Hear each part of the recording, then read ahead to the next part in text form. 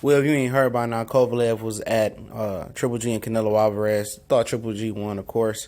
They still close friends, still chill up there in Big Bear together. But he made some news with a few interviews he did with Fight Hype. Still making excuses about the Andre Ward fight. Get into that at the end. But he said that he don't need no boxing coach. And it's your boy CJ Goodfella back with the boxing clinic. Said since the age of 11 years old, I know where and how to punch a guy. He said I learned nothing from John David Jackson. Fired back at John David Jackson as well, saying that he did nothing, didn't help me between rounds, which was kind of his own fault.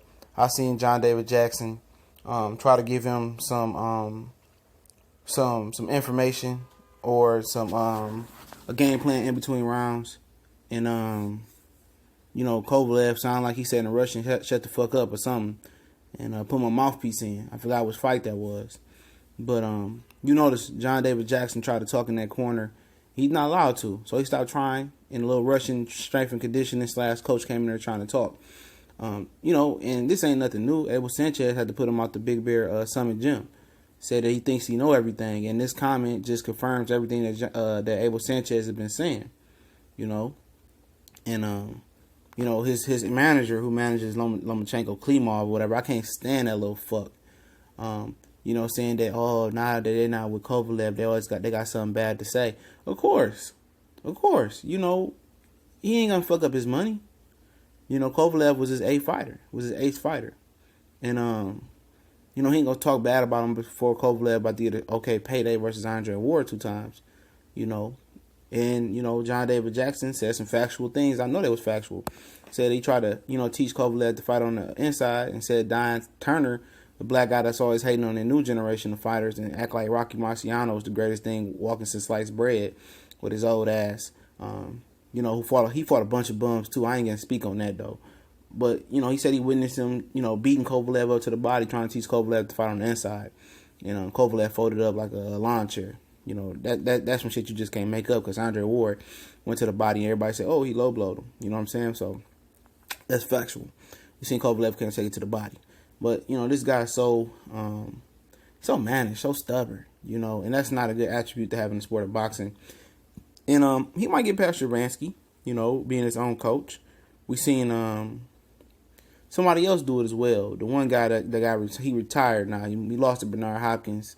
I think he was from the Kazakhstan as well. I can't remember his name. He tried to be his own boxing coach versus Bernard Hopkins. And got his ass whooped. Didn't work out well for him, got dropped. And he was a guy, my boy Orlando was pumping up for some reason. He got retired due to an eye injury. If I remember his name, I'll put it in the comments. But, that ain't gonna work out well for him. Even when Floyd Mayweather fought Carlos Baldomir without Roger Mayweather, he was beefing with his dad at the time, and what's kid now? Leonard Ellerbe was in his corner trying to calm him down. He wasn't the same fighter. That was one of the worst performances, mentally I seen by Floyd Mayweather. He wasn't the same. Roger Mayweather was in jail. He wasn't on speaking terms with his father. And Leonard Ellerbe wasn't able to really calm him down. He did a lot of unnecessary running and movement. He didn't fight like Floyd usually would have fought a guy like Carlos Baldomir at that point in his career.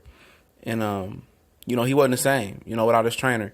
And Sergey Kovalev going to find out that you can't go in this shit without a boxing coach. And there's a reason why damn near every fighter has one. He's not even that type of fighter to fight without a coach. I don't look at him as a highly superior, intelligent fighter. Like Andre Ward. He's not on that level. He's not with Floyd. He's not with Cotto. Cotto tried to do it. He had his little cousin, whatever it was, a guy he found that was a boxing trainer, but Cotto really was running a camp versus Pacquiao. Found out the hard way.